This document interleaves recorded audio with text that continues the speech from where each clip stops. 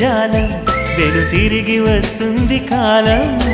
రేపుగా మన పాపగా పుడుతుంది సరికొత్తగా నీవు నాకు తోడుగా నేను నీకు నీడగా ప్రతి రేయి తీయగా